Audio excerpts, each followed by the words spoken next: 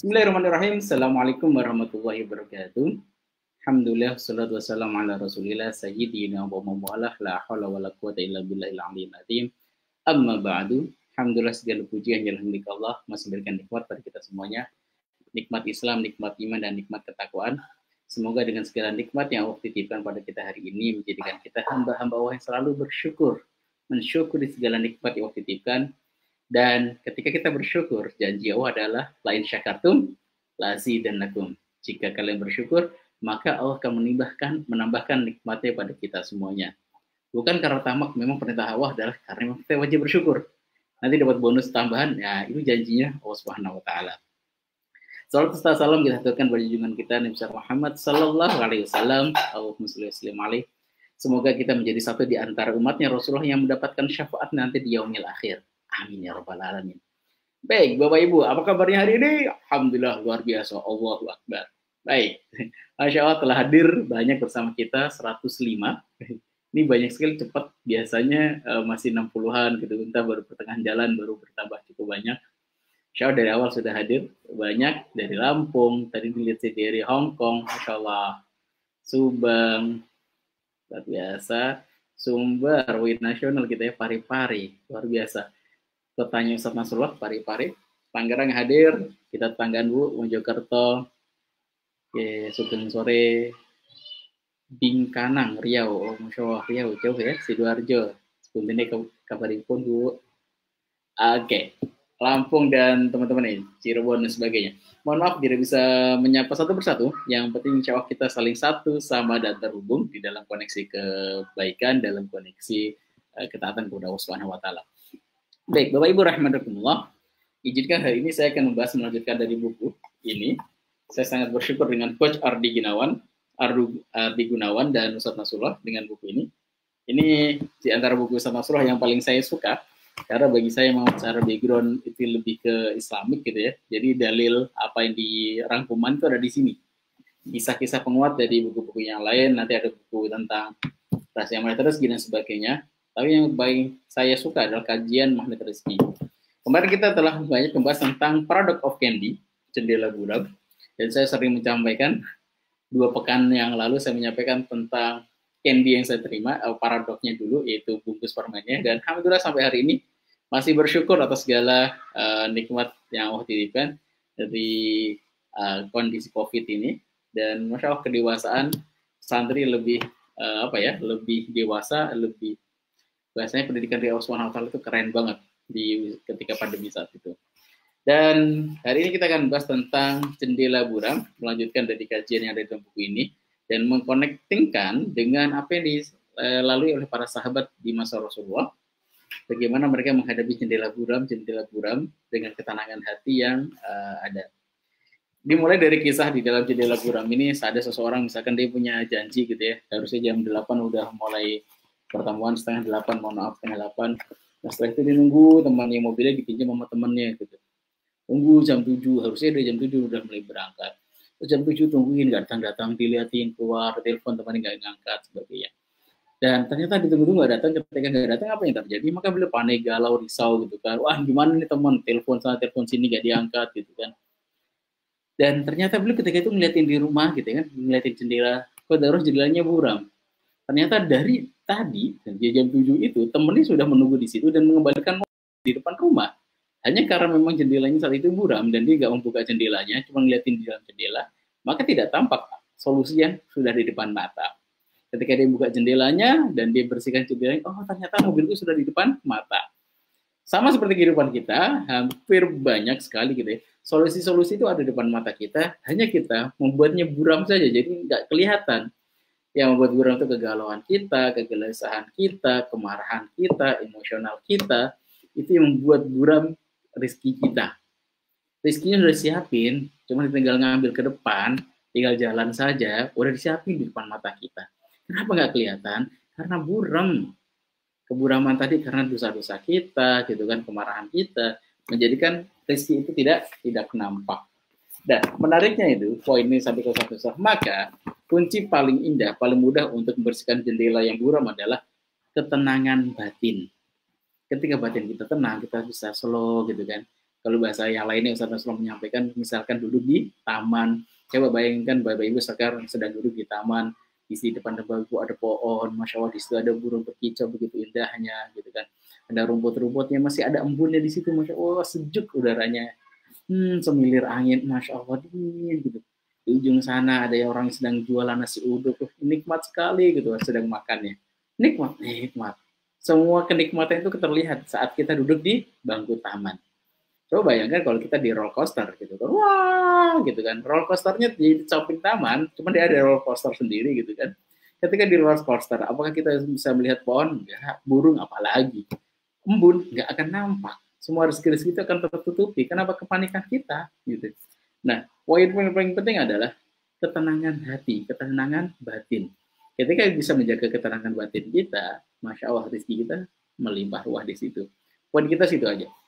Dan insya Allah kita akan bahas sedikit, karena waktunya juga agak banyak di sini. Ntar kita akan diskusi saja ya, Bapak Ibu, insya Allah.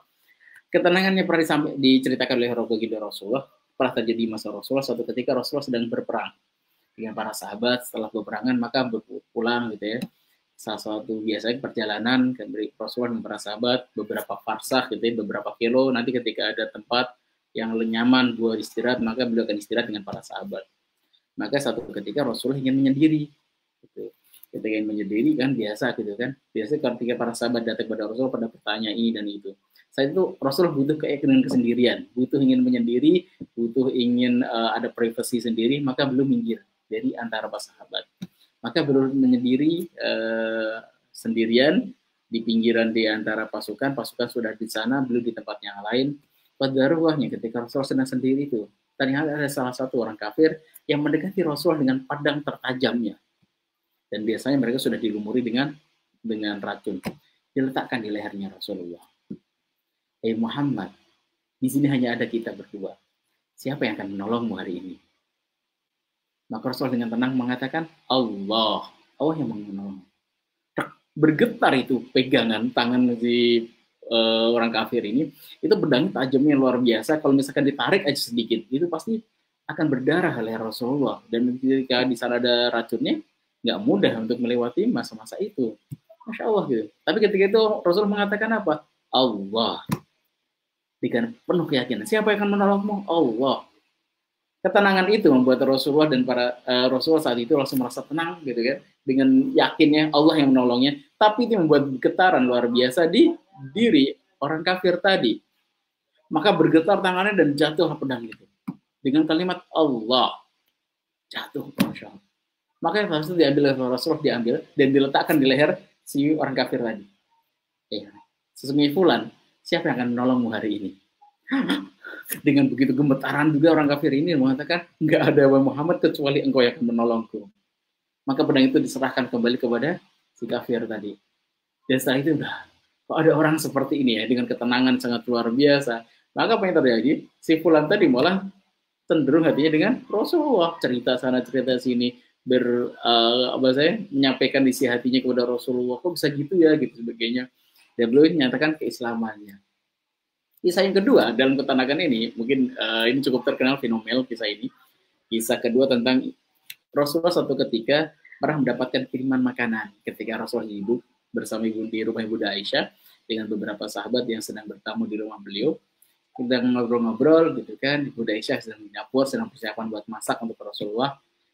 Bayangkanlah orang istri tercinta sedang menyiapkan makanan terbaik untuk suami tercinta. Pada ruahnya Rasul ketika sedang duduk bersama para sahabat, datang seorang tamu. Tamu ini seorang pelayan dari salah satu di antara istri Rasulullah yang lain. Itu. Maka tamu itu mengatakan, "Wahai Rasulullah, ini dapat kiriman makanan dari ini gitu, dari istri Rasulullah yang lainnya." Terdengar suara itu sampai ke belakang. Ibunda Aisyah dengar, oh Masya Allah, aku mau masak ini, dan ini rumahku. Masa kalau di rumahku Rasul makan makanan dari tempat lain, maka nggak boleh. Beliau marah. Apa yang terjadi? Beliau keluar. Di situ ada para sahabat, di situ ada Rasulullah. Si fulanah tadi, si mbak-mbak tadi yang mengantarin makanan untuk Rasulullah, itu sedang megangkan makanannya dan ingin diberikan pada Rasulullah. Gitu. Ketika Ibunda Aisyah keluar, apa yang terjadi? Langsung makanan tadi tampar. Apa yang dijatuhkan, pak, ditopok gitu ya, dan jatuhlah makanan itu. Ketika jatuh, aku coba bayangkan, bagaimana kalau misalkan kita dalam posisi sebagai Rasulullah, lagi ada tamu di rumah sendiri, istri sedang marah, dan marahnya itu membuat, bahasanya ya, ada barang yang pecah, piring dibanting di depan para tamu. Oh, Masya Allah. Saya ngebayangin gitu guys, coba kita bayangkan gitu, kita posisinya di posisi Rasulullah, atau mungkin kita di posisi tamunya saja, ngebayangin hal itu, bagaimana sikap Rasulullah selanjutnya. Dan tapi ternyata masuk sikap Rasulullah gitu kan, semua udah tenang gitu, wah betul, ini keributan nih yang terjadi kemungkinan gitu. Tapi setidaknya Masya Allah ternyata jawaban Rasulullah nggak seperti itu. Ketika para sahabat menunggu-nunggu respon Rasulullah, ternyata Rasulullah hanya tersenyum dan mengatakan, kada kharrat ummukum, ibu kalian sedang cemburu. Ya sudah, kita ambilin, yang masih ada yang bisa dimakan, diambilin, maka makanlah dengan para sahabat yang lain. Beres, beres, gitu kan. Coba kalau misalkan itu yang terjadi di antara keluarga kita gitu kan, dapat kiriman misalkan dari siapa gitu kan, ternyata istri cemburu, nggak tahu kenapa gitu kan. Terus dibanting, di situ ada tamu, ada mertua, sebagainya. Kemungkinan besar di situ juga ada Sayyidina Abu Bakar As-Siddiq sebagai mertua gitu ya. Bagaimana perasaan seorang menantu seperti Rasulullah gitu. Oh, Masya Allah. Tapi ternyata Rasul begitu tenangnya dan mengatakan, ibu kalian sedang cemburu. Ya udah, kita makan aja yang masih bisa dimakan. Yang sudah nggak bisa dimakan, udah biarkan. Maka dimakan. Udah beres. Tapi coba kalau misalkan di level yang paling sopan, mungkin dalam saya ngebayangin dalam kondisi Rasulullah gitu kan, paling sopan, paling saya mengatakan, Bu, mohon maaf ya, entah kita ngobrol di belakangnya, itu paling sopan. Tapi di belakang ribut itu. Rame. Nggak bisa tahan apa gitu kan. Tapi Masya Allah, Rasulullah begitu tenangnya dan mengatakan, ibu kalian sedang cemburu. Sudah. Belum kayak memahamin bahwa sebenarnya Rasulullah memahami bahwa wanita kalau sedang cemburu ya udah gitu, natural saja, habis itu tinggalkan, udah kita ngelanjutin urusan kita, nggak ada lagi persoalan selanjutnya, aman. Dalam kasus seperti ini, kadang kita menjeruk nipisin, melebih-lebihkan gitu kan. Jadi solusi itu persoalan bisa jadi gara-gara memang karena buramnya jendela kita, gitu, karena emosi kita, karena kemarahan kita menjadi persoalan yang sangat panjang. Masya Allah, ketenangan hati, keyakinan, ketawakalan kepada Allah SWT inilah kunci. Dan inilah jiwa-jiwa orang-orang ahli syurga. Hati mereka tenang dengan Allah SWT. Ketika Nabi Ibrahim dilemparkan dengan manjanik, yaitu ketapel besar, gitu kan. Belum masih tenang luar biasa. Sudah hanya mengatakan, hasbi Allah ni'mal wakil, ni'mal maula wa ni'man nasir. Cukup bagi Allah sebaik-baiknya pelindung. Ni'mal maula wa ni'man nasir. Ni'mal maula, sebaik-baiknya pelindung dan sebaik-baiknya penolong. Ketika kita dalam kondisi seperti itu, maka ini boleh jadi jazah buat Bapak Ibu semuanya. Jika punya persoalan, apakah persoalan amanah, persoalan anak dan sebagainya, ucapkan hasbi Allah ni'mal wakil. Hasbi, cukup bagiku. Allahu Allah. Ucapin aja tuh, hasbi Allah ni'mal wakil, ni'mal maula wa ni'man nasir. Hasbi Allah ni'mal wakil, ni'mal maula wa ni'man nasir. Ucapin terus. Itu diucapkan oleh Nabi Ibrahim ketika dilemparkan ke dalam api yang besar. Masya Allah. Itu pasal dilemparkan itu dalam hanya sepersekian detik. Api yang naturalnya panas berubah menjadi dingin. Allah memerintahkan, ya narukuni bardan wassalaman ala Ibrahim. Wahai api yang panas, jadilah engkau kuni, jadilah engkau bardan, dingin, dan menyelamatkan bagi Ibrahim. Dahsyat. Maka tawakalan tertinggi, masrahkan semua kepada Allah, yakin ini pasti ada solusinya. Asalkan bukan karena kemaksiatan yang kita lakukan. Kalau kemaksiatan terus kita nggak tenang, itu normal. Ya Ustaz, saya nggak bisa tenang. Aku ngapain? Ani maksiat kepada Allah gitu kan. Pengen tenang, ya nggak mungkin. Kalau kita dalam ketawakalan, dalam kondisi kita taat sama Allah, tidak dalam bermaksiat, tidak dalam melakukan perisai rezeki gitu kan, perisai kita lakukan, terus kita pengen tawakal dan pengen dapatkan ketenangan, jauh, nggak mungkin. Ketenangan itu dapatnya dengan Allah Subhanahu Wa Taala. Sebagai penutup ada kisah beneran yang kami dapati saat kami dulu kuliah di Libya gitu kan, ada kisah menarik di antara kisah para teman-teman kami. Kami biasanya melakukan safari dakwah gitu kan dari kampus kami di Jibes di Tripoli. Terus kita akan berjalan sekitar 2-4 kiloan di situ. Kita biasanya naik Iveco. Iveco itu bahasa kalau kita mungkin Metro Mini gitu ya, sejenis Metro Mini. Karena merek Iveco kita nyebutnya Iveco aja. Orang sana nyebutnya juga Iveco. Nah, Kodor saat itu ada 2 teman kami malam-malam ketua PPI gitu, ketua persatuan. Badannya besar sekali, Ustaz. Sekarang menjadi Ustaz juga. Dan dulu badannya besar, dari orang timur pula, gitu, orang putih keriting, besar badannya.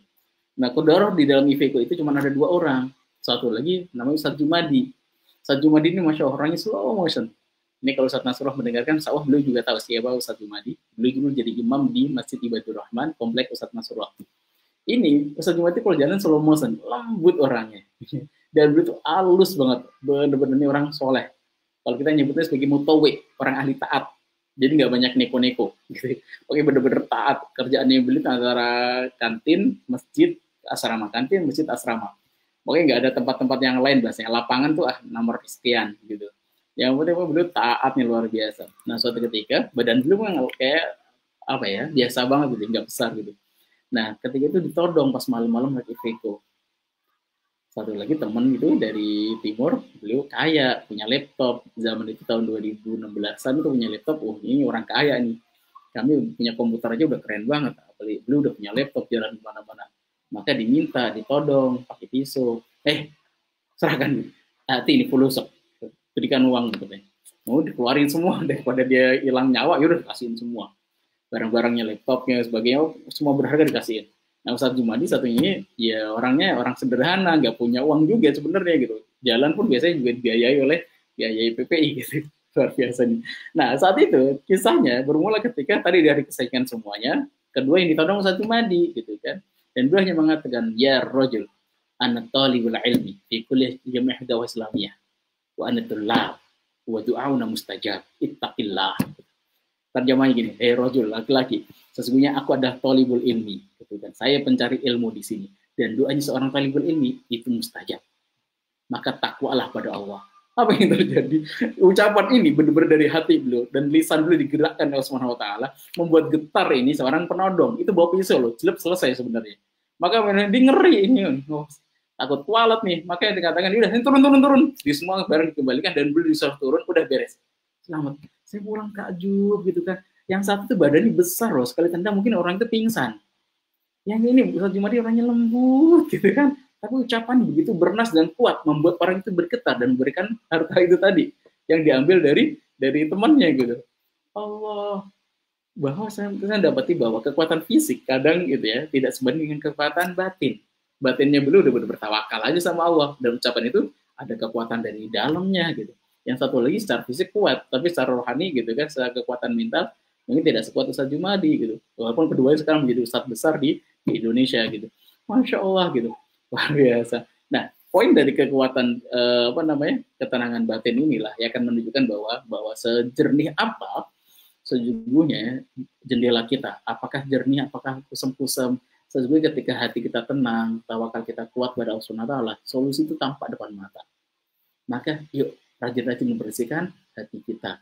Hal yang paling mudah untuk membuat tenang hati kita adalah garpu talak. Ucapkan itu.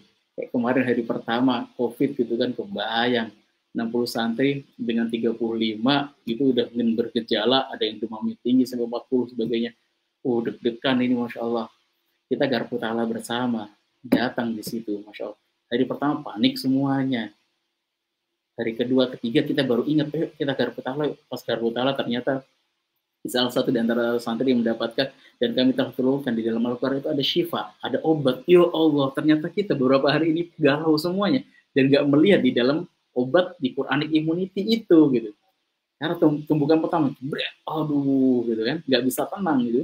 Nah, ketika tenangan itulah kayak solusi tertutup semua. Ketika kita tenang, ya Allah, kita kayak adem banget malam itu merasakannya. Teman-teman santri masuk, gitu ya.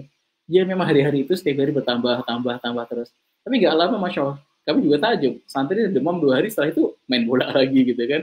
Cukup bagi mereka recovery seminggu, habis itu udah kayak COVID itu kayak flu biasa gitu. Tapi bagi guru-gurunya gitu yang sudah mulai berumur itu nggak butuh waktu 2 pekanan, sampai beberapa hari ini mungkin sudah baru mulai aktivitas kembali. Tapi sampai 2 pekan yang lalu mereka sudah hampir bisa dikatakan 100% semuanya normal, udah kegiatan sudah mulai normal. Masya Allah gitu ya. Maka yuk kita tenangkan hati kita, gunakan garpu ta'ala, kembali kepada Allah, konsultasi sama Allah. Yuk kita munajat sama Allah di setiap malam-malam kita. Kalau alim bisawab itu saja yang disampaikan. Jika ada pertanyaan atau diskusi ya, silahkan, boleh. Masya Allah, majalah hadir. Insya Allah belajar tenang menghadapi segala ujian. Hijrah, Masya Allah. Siap Ibu, di ketenangan itulah Bu, insya Allah ketertiban solusi terbaik. Ya. Insya Allah. Fatihah Muson, Ustadz Aldo. Kok tahu nama saya Aldo? Ini spesial berarti ini. Oke. Oke, baik. Ada pertanyaan dari Bu Nafiza Dewi. Assalamualaikum, Ustadz mau tanya bagaimana cara untuk menjaga hati biar kita tidak galau karena janji yang sudah akan tiba, deadline yang sudah kita janjikan. Contoh kalau kita sudah menjanjikan dengan mencicil amanah tiap bulan yang sudah ditentukan tanggalnya, tapi dengan perjalanan waktu pas masuk cicilan tapi belum pegang uang. Apakah ini termasuk ingkar janji? Apakah itu termasuk ke dosa besar, Ustaz? Terima kasih Ustaz atas penjelasannya. Ingkar janji jika kita memang tidak mampu untuk tidak melakukan itu karena ada kesengajaan, Ibu. Misalkan kita harus janji dengan si fulan di tanggal ini. Uangnya sebenarnya ada, gitu kan. Cuman kita nggak mau ngasihin, itu baru ingkar janji. Tapi kalau kita sudah ikhtiarkan maksimal mungkin dan kita nggak bisa mendapatkannya, ya sudah, namanya tawakal. Itu di luar dari batasan kita. Kalau masih di dalam area batasan kita masih bisa melakukannya dan kita tidak mau melakukannya, itu akan mendapatkan hisab dari Allah Subhanahu wa taala gitu. Tapi kalau misalkan kita udah sudah titik kemaksimalan dan kita sudah gak bisa lagi, ya sudah tawakal Allah gitu. Kalau ini tidak, Ibu, insya Allah. Kalau sudah diikhtiarkan dengan maksimal. Tapi kalau belum maksimal, ya belum gitu. Titik maksimal itu jangan sampai gini, oh saya udah maksimal start, ya bisa. Tapi baru pekan lalu beli HP baru. Nah, itu kan kebutuhan primer start gitu kan. Enggak, saya pikir belum di level itu. Emang butuh primer banget ya, kok primer belinya iPhone sebagainya. Saya pikir belum primer. Nah, titik kemaksimalan itu setiap orang berbeda, maka jadilah kemaksimalan kita di dalam titik kemaksimalan sesungguhnya. Benar-benar kalaupun perlu kita makan cuma nasi doang pakai garam, itu baru titik maksimal. Anak-anak kita garam saja gitu kan. Kasihan saatnya. Dia ajari mereka juga ketika dapat ujian seperti ini. Kalau saya melihat gini, ujian orang tua itu disampaikan ke anak-anak kan boleh. Untuk apa? Agar mengajari kepada mereka loh. Sesungguhnya mencari rezeki itu nggak mudah. Kalau saya pribadi, ya mengatakan itu. Kayak kemarin misalkan santri-santri kena pandemi, ada beberapa wali santri pengen minta anaknya untuk pulang. Set, biar aman anak saya mau pulang. Oh, saya ngeliat anaknya mana Bu ini. Kondisinya anak Bu sehat-sehat aja, demam sehari 2 hari habis itu beres. Bu, biarkanlah Bu, itu ada pembelajaran baik dari Allah SWT untuk anak ibu. Ibu anaknya sedang kondisi sehat, maka biarkan dia di sini untuk belajar bagaimana membantu saudara-saudara yang lain, teman-teman yang ngedrop. Alhamdulillah anak-anak jauh lebih dewasa ketika selesai pandemi ini. Mereka gampang untuk menolong orang lain. Kalau saya sampaikan anak-anak, khususnya anak-anak, kalau kalian pengen menjadi bayi terus, maka silahkan kalian egois dengan diri kalian masing-masing. Dan ciri-cirinya orang dewasa adalah, dan seorang muslim adalah ketika mereka bisa berikan manfaat pada orang lain. Khairun nasi anfa'uhum linnas. Poin di situ. Siap ya. Maka dalam case ini, kalaupun misalkan bisa sharing dengan anak-anak, misalkan kita janji sama anak harus beliin PS berapa gitu, punya mainan apa yang harus kita belikan buat daruh, kita punya amanah yang detail juga. Pahamkan kepada mereka bahwa ini loh ada persoalan seperti itu. Yang nggak boleh ceritakan kepada anak-anak itu ada persoalan antara bapak dan ibu, itu yang nggak boleh. Tapi kalau persoalan dengan yang lain yang memang itu udah batasan kita nggak bisa menyelesaikannya, silahkan berbagilah persoalan itu dengan anak-anak kita, semoga mereka lebih dewasa. Jadi kembali ke pertanyaan, apakah ini dosa? Kalau misalkan kita udah ikhtiarkan, ya insya Allah nggak akan dosa. Ketika sudah diikhtiarkan secara maksimal. Ada lagi? Mungkin, dari Palembang hadir. Oke. Dewi Hestiyati, Masya Allah, biar putala obat yang mujarab. Ahlen Bu. Ya saya sepakat Bu. Bunda Ramzi, Masya Allah. Ini ibu ajaib dengan anak ajaib. Luar biasa.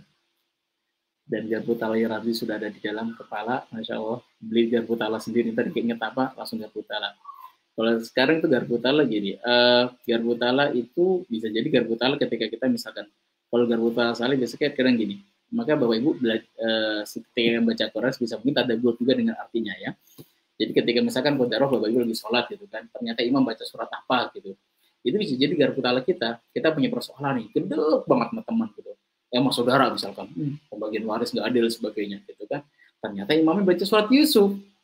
Kalau dia benar-benar bertawakal pada Allah gitu kan, benar-benar biar orang MR banget gitu ya garpu tala, maka udah jelek banget tuh, Nabi Yusuf contohnya.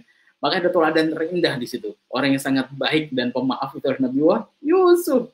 Cemplungin ke sumur, bahkan mau dibunuh gitu kan, menjadi budak belasan tahun, dimasukin penjara belasan tahun. Itu pun nggak ada dendam sedikit pun pada keluarganya gitu kan. Dengan apa? Ketika ketemu dan beliau bisa balasnya, apa yang diucapkan la tasribu alaikumul yaum. Akhirul ta'ala cukup. Jadi ketika baca itu langsung yaudah aku maafin saudara-saudaraku. Kalau misalkan ada kezaliman dalam pembagian warisan, insya Allah akan menjadi tabungan nanti di akhirat. Beres, halal, halal. Nah, beres gitu. Bagus, bisa mungkin seperti itu ya. Masya Allah, jadi semenjak belajar ilmu MR, hati tenang apapun ujiannya. Alhamdulillah, Ibu. Mampu ini di situ ya. Insya Allah. Ala bidzikrillahi tatmainnul qulub. Maka ingat sama Allah, insya Allah akan tenang hati. Sepakat. Baik, nggak ada pertanyaan nih. Cukup kan? Jadi cepatnya lebih selesai. Ini cepat nih. Kemarin kalau membahas tentang paragraf Candy, banyak sekali ya diskusinya. Ini tentang ketenangan hati. Alhamdulillah berarti teman-teman sudah cukup tenang semuanya. Jadi persoalan semua sudah beres gitu ya kan. Salah satu di antara yang digunakan Ustaz Nasr untuk menenangkan hati adalah tidak menyebutkan kata utang. Karena kekuatan utang itu, utang. Buat hati nggak tenang. Amanah. Kalau amanah itu biasanya yang harus diselesaikan. Itu ada tantangan harus diselesaikan gitu. Tapi suara hati akan lebih tenang di situ. Baik, alhamdulillah. Oke, ada pertanyaan dari Budi. Assalamualaikum Ustaz, tanya bagaimana caranya untuk mendapatkan ayat sebagai petunjuk di Allah di ilmu Garpu Ta'ala. Kadang saat membuka Quran tidak fokus pada satu ayat. Baik. Ibu, jadi kekuatan fokus satu ayat, setelah itu ketika ayat itu misalkan masih belum ngeklik, Ustaz Nasrullah pernah sering menyampaikan, maka salah satu di antara cara Garpu Ta'ala itu lihat ayat sebelum dan setelahnya. Sebelumnya apa misalkan, atau setelahnya apa. Terus baca terus, kalau belum lanjutin aja terus gitu sampai yang ada yang ngekliknya dengan kita. Apalagi kalau ayat itu tentang azab, maka muhasabah diri, dosa apa yang kita lakukan, muhasabahin. Terus selanjutnya sampai ketemu dengan ayat yang positif. Ketika ketemu ayat positif, maka itu yang dipikirkan lebih arahnya lebih ke tadaburi, ditadaburi terus apa yang maksudnya. Kayak kemarin ada ibu yang punya persoalan dengan anak-anaknya. Jadi kurang serak dengan anak-anaknya gitu kan. Persoalan dengan saudara-saudaranya, setelah itu mendapatkan surat Yusuf. Di ayat itu memang nggak ketemu ini ayatnya maksudnya apa ini ayatnya. Saya membukanya tarik lebih besar lagi, tarik lebih luas. Ini suratnya surat Yusuf Ibu. Jadi ngeliatnya nggak per ayat, saya malah ngeliatnya per surat. Rangkaian ayat ini itu bukan tadabburi, bukan per satu kata gitu per kata, tapi lihatnya per ayat besar. Itu susunan ayat sampai menjadi sebuah surat, kisah awal sampai akhir Nabi Yusuf. Ibu diminta tadabbur lagi bagaimana kisah Nabi Yusuf. Oke, baca ya satu surat ya, bagaimana tadabburnya gitu. Bagaimana sikap Nabi Yusuf ketika mendapatkan persoalan dengan keluarganya. Seperti ini, memaafkan mereka sebagainya. Enakan dia saat dimaafin. Enggak, yakin enakan kita. Pahala orang memaafkan itu jauh lebih besar daripada yang dimaafkan. Balasannya surga. Tahu kan orang ahli surga yang masuk surga yang dituju oleh Rasulullah 3 hari berturut-turut, ahli surga. Maka sahabat penasaran, cari ini kok bisa masuk ahli surga, masih hidup lagi disebutinnya gitu. Maka ternyata amalannya simpel, amalan itu nggak yang mulai ngapal Quran enggak gitu ya, tanpa ingin meremehkan amalan-amalan tadi. Tapi belum dengan amalan satu yaitu apa? Sebelum tidur dulu maafin semua orang. Tadi saya disenggol sama sini gitu kan, nggak enak, sakit banget badan. Aku maafin dia, udah gitu. Jadi ahli surga luar biasa. Jadi insya Allah. Jadi kalau misalkan mau lihat ayat silahkan tidak hanya fokus pada satu memang fokusin saja. Tapi kalau misalkan di situ misalkan ayat azab sebagainya, maka lanjutin terus, lanjutin sampai ketemu ayat yang positif. Kalau misalkan di situ nanti ada amalan suruh sholat, gitu kan, misalkan suruh sholat, maka lakukan sholatnya. Itu aja yang diperkuat dulu. Allah alam bisawab. Semoga Ustaz baik. Amin ya rabbal alamin. Bu Dewi ini berikan kesehatan. Amin ya rabbal. Oke, Pak Ustadz, bagaimana menyikapi orang tua yang tidak pernah mensyukuri pemberian dari kita? Baik. Yang perlu ditanya ada, mungkin kalau orang tua juga hadir di sini, Ibu, bagaimana mensikapi anak yang tidak mensyukuri atas pemberian orang tua? Jadi gini, Ibu, kalau misalkan mau diibaratkan, kita ngasih orang tua 5 juta, 10 juta, 1 juta. Kalau dibandingin pemberian orang tua yang 10 triliun, maka 10 juta, 1 juta tidak ada nilainya. Itu poin. Satu, ketika kita berbuat baik kepada orang tua, itu bukan karena orang tua, tapi karena itu perintah Allah. Yang kedua, ya, yang kedua ini yang jauh lebih kuat. Ya alhamdulillah kalau misalkan orang tua ibu ada orang tua yang baik, orang tua yang merawat ibu dari kecil, didik ibu, mensekolahkan, maka patut disyukuri. Beberapa waktu lalu ketika ada seorang CTMR, saya nyebutkan misalnya Budi gitu ya, Budi gitu ya. Nah, ini beliau Bude, Ibu D gitu. Itu masya Allah sedekahnya ke pesantren itu besar sekali, banyak sekali gitu. Salah satu di antara kisahnya adalah ketika saya menceritakan tentang komunikasi perintah kita untuk taat pada orang tua itu bukan urusan dengan orang tuanya. Ternyata belum punya persoalan dengan orang tuanya gitu ke pasar kecilnya gitu kan, galaknya luar biasa, pakai menelantarkan anaknya gitu kan. Dan sekarang harus memaafkan di UMR, nggak boleh ada sedikit pun luka kepada orang tua. Ya saya sampaikan, kasusnya kita taat kepada orang tua bukan karena orang tua kita baik atau nggak baik, karena perintahnya adalah kita memang kita taat sama Allah Subhanahu Wa Taala. Allah suruh kita taat sama orang tua, ya udah. Suruh kita bakti sama mereka, ya udah itu aja gitu. Kalau kodarullah misalkan orang tua kok nggak mensyukuri, terus orang tua kok gimana gitu, nggak bagus sama kita, itu urusan lain. Yang pasti kita harus wajib taat. Jadi biasanya jangan sampai kita bermimpi untuk masuk surga ketika kita punya persoalan dengan orang tua kita. Misalkan gitu, orang tua kita caci maki dan sebagainya. Memang orang tua patut caci maki. Misalkan dengan kerjaannya itu, dengan amalan dia kayak bagus banget, suka mengirim hoax, gitu, fitnah sana, fitnah sini. Tapi dia orang tua kita wajib taat, kita wajib bakti. Tapi kalau dimintanya untuk kita ikut bermaksiat seperti maksiatnya beliau, maka kita meninggalkan itu. Tapi wajib menghormati, iya. Dan makanya penting di sini teman-teman untuk mengetahui prioritinya. Prioriti nomor satu adalah tetap orang tua dalam keadaan apapun, mereka adalah penghuni surga. Kondisinya apapun. Karena ketaatan sudah diletakkan kewajibannya untuk kita untuk taat pada orang tua, kecuali ketika mereka merendahkan untuk syirik.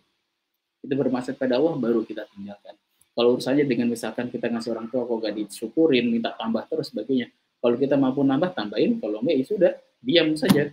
Setidaknya tidak ada perdebatan di situ. Bu, mohon maaf ya, kebutuhan lagi banyak gitu kan. Saya bisa berdiri segini, ya sudah. Tapi jangan sampai kita ngangkat suara di depan orang tua. Kita melakukan amalan sebanyak apapun, sebagus apapun, tapi kalau orang tua hatinya tergores sedikit saja dengan ucapan kita, surga lenyap dari pandangan kita. Wah, ini suatu ibu. Ya. Banyak ini. Baik. Ustadz, bagaimana caranya supaya suami saya mau mengerjakan sholat tepat waktu? Kalau saya bilangnya diam aja Ustadz. Kalau saya bilangnya diam aja Ustadz. Gimana ini? Oke, Ibu kasih contoh yang baik saja. Baik, amalan sholat tepat waktu ya, dia bagian dari ketaatan kepada Allah Subhanahu Wa Taala, dan Ibu untuk berbuat baik kepada suami itu juga bagian dari kewajiban. Baik, di dalam kajian fikih gini, mohon maaf saya tidak ingin merendahkan secara sunnah ya. Sunnah untuk melaksanakan sholat tepat waktu itu sunnah. Baik, ibu taat pada suami, hormat pada suami itu wajib.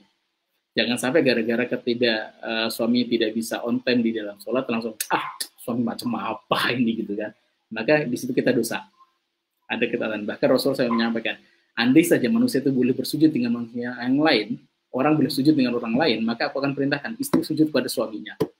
Kalau sering disampaikan bahwa ridhonya orang tua gitu kan itu menjadi ridhonya Allah Subhanahu Wa Taala, maka ternyata ada ridhonya Allah itu terletak juga di antara ridhonya suami. Ketika ada sebuah kisah hadis itu kalau salah, ketika seorang meninggal, wanita istri meninggal, ketika suaminya ridho, insya Allah dia masuk surga.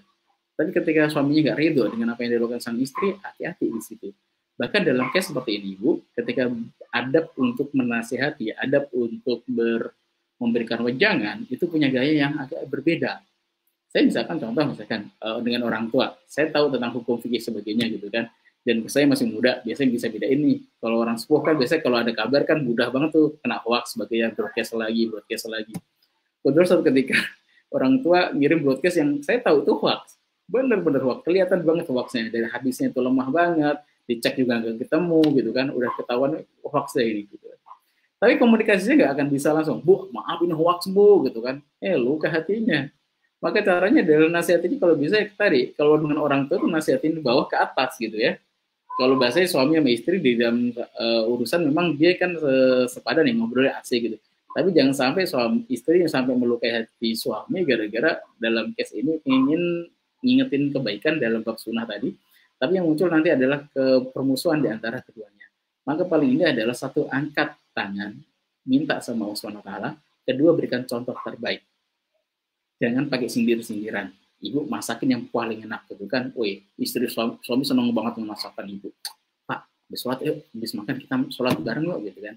Itu akan lebih indah. Jadi berikan dulu nilai-nilai positif, apa yang ibu bisa berikan, mincitin kan dan sebagainya. Baru di situ ajak dengan kebaikan. Maka kaidah yang penting bagi kita semuanya adalah al-insan abdul ihsan. Manusia itu hambanya kebaikan. Jadi dia akan nurut dengan kebaikan-kebaikan yang ada.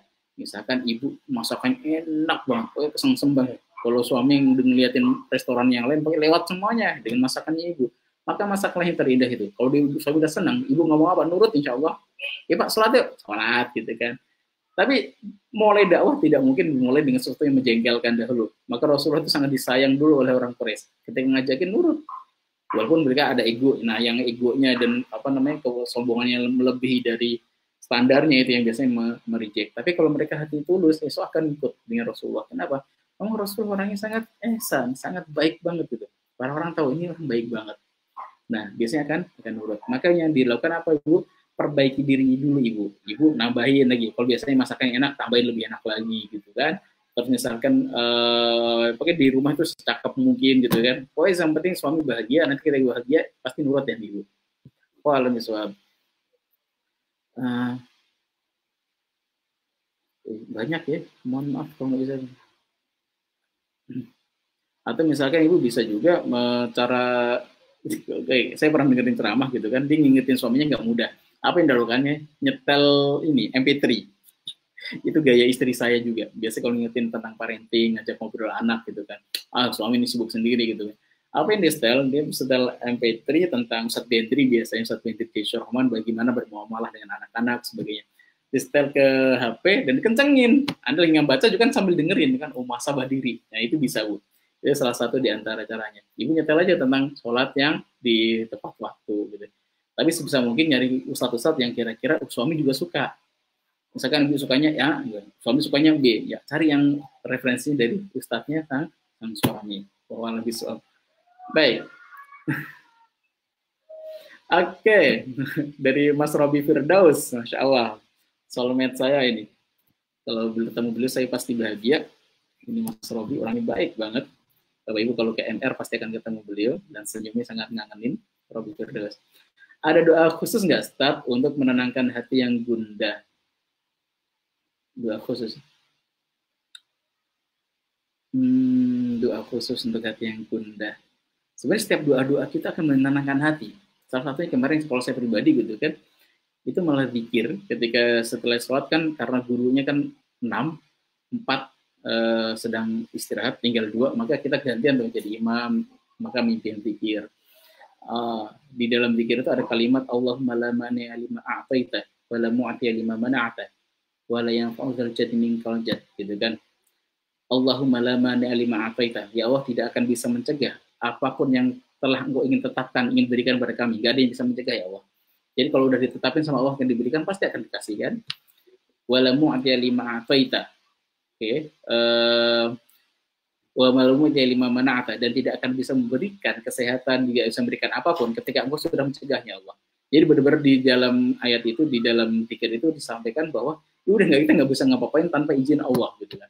Saya ketika baca ayat itu, ya Allah, ini memberikan sehat, memberikan pujian, itu semua juga Allah. Maka di situ ketenangannya lebih muncul. Dan ini dikira sebenarnya sedikit-sedikit umum saja gitu ya. Ya raditu billahi robba wa bil islami dina wa bi Muhammadin nabiyya wa rasulah gitu. Itu tenang. Cukup zikir ini aja, Mas Robi. La ilaha illallah. Zikir al-malikul qudus itu dari Ustaz Nasrullah itu perbanyak, hati tenang insyaallah.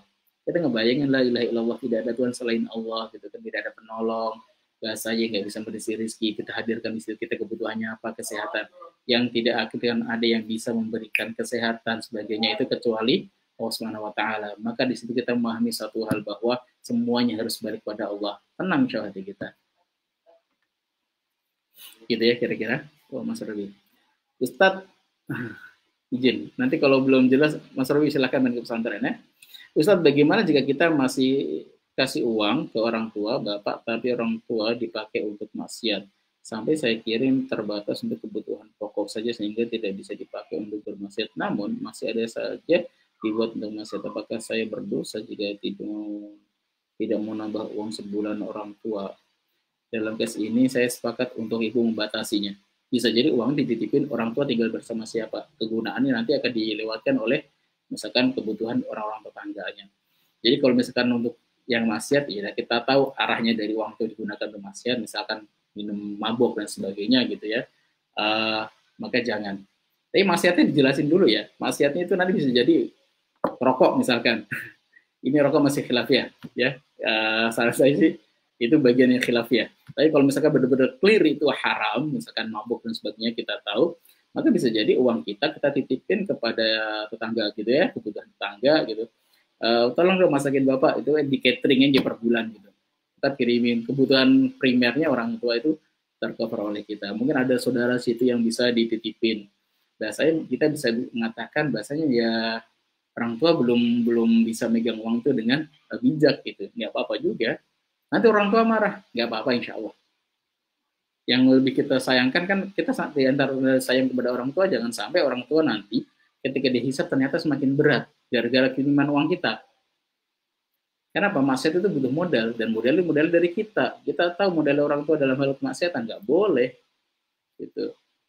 Maka saran saya nanti dicari bisa jadi titipin kepada orang sekitar situ. Kalau misalkan orang tua masih ada dengan paman atau kakak atau siapa, titipin dari kakak itu dipersilahkan. Alam biswab. Baik, cukup? Masih banyak ya. Assalamualaikum Ustaz Bu Wiwi. Anak saya umur 3 tahun. Mana tadi? Hilang nih. 3 tahun. Lagi pintar-pintarnya ini Ustaz untuk butuh banyak kesabaran. Kadang jengkel tapi tetap saya doakan supaya ditumbuhkan di itu. Saya doakan ditumbuhkan pertama. Baik, saya sepakat Ibu. Astagfirullahaladzim. Saya juga anak saya baru 5 tahun. Ini Masya Allah luar biasa Ibu. Ngacak-ngacak, dapat telepon, dapat kiriman WhatsApp dari tetangga, sampai dikirim CCTV kebun mereka yang sudah mahal-mahal itu dirusak. Ya itu salah saya, dia ada anak, bahasanya nggak jaga anak dengan baik, bahasanya iya. Tapi kan kadang juga emosi, ya saya juga emosi Bu, gitu kan. Suatu ketika membahas tentang surat Yusuf lagi, kebayang saya lagi surat Yusuf, terinspirasi banget itu. Nah Nabi Yusuf itu yang melakukan kesalahan siapa? Kakaknya, udah gede-gede, pemikiran udah matang bahasanya. Kakak-kakaknya tuh udah matang semuanya dan pengen bunuh Nabi Yusuf. Nggak jadi gitu, dibuang ke sumur. Karena salah satu di antaranya itu bergerak hati jangan bunuh dia. Udah buang aja ke sumur biar dia menjauh dari bapak gitu. Biar nggak jadi anak kesayangan lagi. Dibuang gitu. Pelakunya saat itu Nabi Yusuf itu sebagai korban, pelakunya adalah kakak-kakaknya dan mereka tuh dalam keadaan kedewasaan yang puncak, udah dewasa, udah gede gitu dan melakukan dosa seperti itu. Tapi dari titik itu juga Nabi Yusuf memaafkannya. Terus saya ngebayangin gitu kan, anak saya kan masih kecil gitu kan, dewasanya juga masih jauh gitu kan. Maka harusnya siapa yang memaafkan di sini? Kita gitu. Jangan sampai anak kita yang memaafkan kita gitu kan, marah-marah mulu sih Bu nih, udah maafin. Malah kebalik ini. Makanya ngebayangin kalau pengen mentadaburi kisah Nabi Yusuf itu cukup bagus itu. Makanya Allah mengatakan ahsanul qasas, kisah terbaik gitu. Maka cek lagi kesabaran kita sebenarnya untuk 3 tahun dengan segala yang dilakukannya itu ya kenakalan bocah biasa. Maka doain yang banyak Bu. Kayak misalkan yang sering cerita kalau Ustaz dari Hidayat gitu kan. Saya sudes. Kebayang makanan sudah jamukan untuk para tamu, siap semuanya. Maka sok-sokan ngasih garam. Garamnya terbuat dari pasir, disiram semua, tebar semuanya. Kan nggak ada yang bisa dimakan makanan itu. Ibunya marah. Nih sumpahin ente jadi imam Masjidil Haram. Alhamdulillah jadi imam Masjidil Haram Bu. Maka apalagi doa dan ucapan ibu itu doa yang sangat mustajab. Maka Bu yang diucapkan harusnya semuanya yang baik. Bolehlah hari ibu ini ibu mungkin agak kesal-kesal, tapi bisa jadi ucapan-ucapan itu nanti akan terwujud di suatu hari dengan menjadi sebuah yang ibu mungkin akan menangisinya gitu. Ya Allah indah banget nak kamu bahagiakan orang tua. Gitu. Bismillah ya. Ini jam berapa? Udah 10. Oke.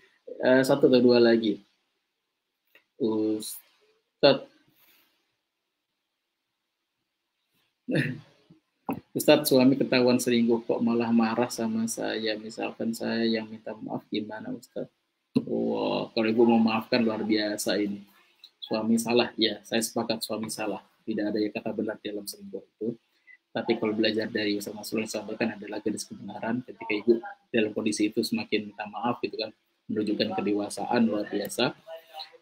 Di situ nanti suami akan berpikir ulang, Masya ini istri kok macam apa ini, kok baik banget, yang salah saya gitu kan. Bisa jadi kemarahan suami itu karena ya menutupi aib saja, menutupi kesalahan. Maka dalam case ini ketika ibu minta maaf, maaf ya mas, kalau belum bisa menjadi istri yang terbaik sampai mas harus mencari tempat luar sebagainya, itu diperbolehkan dan itu sangat baik. Mungkin karena ibu melakukannya bukan karena ya Allah ini kok gitu satu lebih banget, masa dia salah kita yang minta maaf. Mungkin ibu mempertahankannya karena anak-anak harus ada sosok ayah gitu kan, walaupun ayahnya mungkin hari ini khilaf, maka kita lah yang mengingatkannya gitu. Nah, poin dakwah itu ya kadang seperti itu, kadang kita harus menjadi garis kebenaran kita ditarik semundur-mundurnya untuk memberikan kesempatan pada orang lain. Nanti ada satu titiknya mereka akan sadar, dan ketika sadar maka kita nasihatin yang terbaik. Maka setiap orang pasti pernah melakukan kesalahan. Kesalahan ini memang cukup fatal, cukup berat dan gak mudah. Kembali ke ibu lagi. Jadi kalau misalkan bisa melaksanakan garis kebenaran lebih baik. Lakan ahsan. Baik, mohon izin sebagai penutup ya. Oke, itu. Kurina benar Ustadz, ketika hati khawatir atau kadang susah tidur, dengan berzikir al-malikul haq, hati jadi tenang dan pikiran terasa ringan dan rileks. Ya, saya sepakat. Banyak zikir, semua zikir insya Allah baik. Jadi salah satu di antara zikir yang cukup baik yang kita amalkan hari ini adalah zikir al-malikul quds gitu ya. Baik, alam bisawab. Selanjutnya mungkin insya Allah pekan depan kalau ada pertanyaan kan kita diskusikan di pekan depan. Seperti enakan gini, materinya sedikit aja, membuka wacana, habis itu nanti kita akan diskusi agak lebih panjang. Alhamdulillah, terima kasih ayah bunda semuanya, bapak ibu yang telah hadir sore ini. Semoga di sini ada yang bisa kita ambil dari ketenangan ini. Dan ketika dalam keseharian kita menjadi jiwa-jiwa yang tenang, bisa membuka jendela buram kita, membersihkannya dengan sebening-beningnya, dengan apa? Dengan bermunajat sama Allah, memperbanyak istighfar, dan menenangkan diri gitu ya. Dan semoga dari situ Allah memberikan rezeki yang berlimpah kepada kita semuanya. Terima kasih Bapak Ibu semuanya. Mohon maaf atas kekhilafan, mungkin ada yang kurang tepat. Kita tutup dengan hamdalah, alhamdulillah alamin, dan doa kafir majelis. Subhanaka wa bihamdika asyhadu an la ilaha illa anta astaghfiruka wa atubu ilaik. Assalamualaikum warahmatullahi wabarakatuh. Salam satu sama dan terhubung.